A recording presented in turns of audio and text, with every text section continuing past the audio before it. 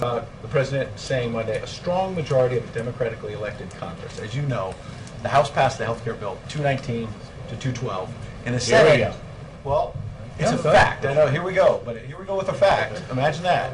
It was not a strong majority. I mean, the Republicans just pushed through the Ryan budget with Republican votes. You guys would not call that a strong majority, would you? No, but here's the environment that we live in, Ed. In order for a budget agreement to become law, right? The Republicans don't control both the executive branch and the legislative branch, and the Democrats don't control both. In order for the absolute necessity of dealing with our deficit and debt challenges, we need a bipartisan compromise. The only path, as evident to anyone who thinks about this matter, the only path to that is a balanced approach. Republicans in the House know that. Democrats in the Senate know that. The president knows that. So that's why he has embraced a balanced approach. But what the Republicans haven't... 219 to 212. So that's a strong majority, you're saying, factually? You're talking about apples and oranges here. No, we're talking that apples on health care. passed. 219 to that 212. passed. That is a strong majority, factually? Ed, that passed Congress and was signed into law. You know that there is no way to... I mean, look, you're making the president's point. You know that there is no way to achieve a balanced approach, to achieve a significant compromise on deficit and debt reduction through in a budget compromise without a balanced approach. You know that. That's not going to happen right now, right? Without we're talking about health care. We can go back to those. Okay. Right? You're absolutely correct if, as some hope happens, someone else occupies the Oval Office next year and Republicans control Congress, that the Ryan Republican budget could well become law.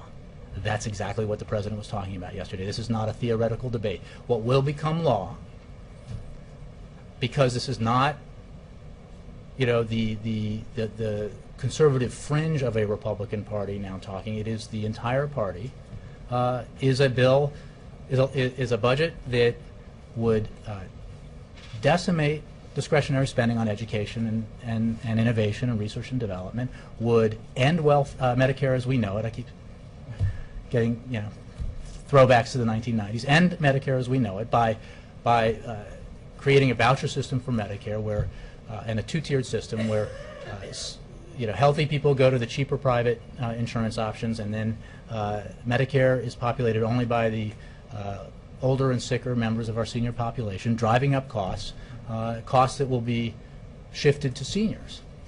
And that's simply not fair. That's not what the president believes is right. It was for Monday. I know we're talking as well about the budget, but just to be clear on health care, the president, when he defended what he was saying on the Supreme Court Monday on health care, was saying that a strong majority passed this in both chambers of Congress. Health care, not the budget, but health care. Is that 219 votes is a strong majority? Well, a majority passed. And look, it was the point the president was making. It is that under the past 80 years of Supreme Court history, the Supreme Court has shown deference to the legislature to deal with matters under the Commerce Clause of national economic importance, like health care. And he is confident that both the Affordable Care Act, under the 80-plus years of precedent, is constitutional, and that the Supreme Court will agree with them, as did lower courts in opinions put forward by very prominent conservative judges. Last thing, when Jessica and Ann were asking you about the budget, back on the budget, you kept saying it was a policy speech and that it was wonky, and there were wonky elements to it, no doubt, because he was talking about facts. However, he also called it laughable, the budget. He said it was a Trojan horse, social Darwinism.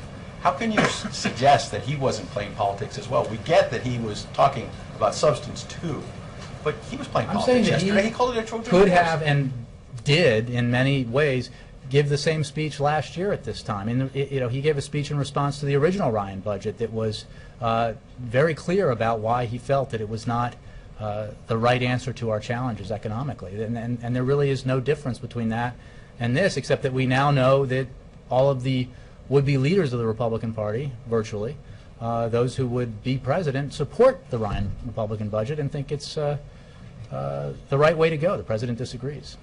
Yes.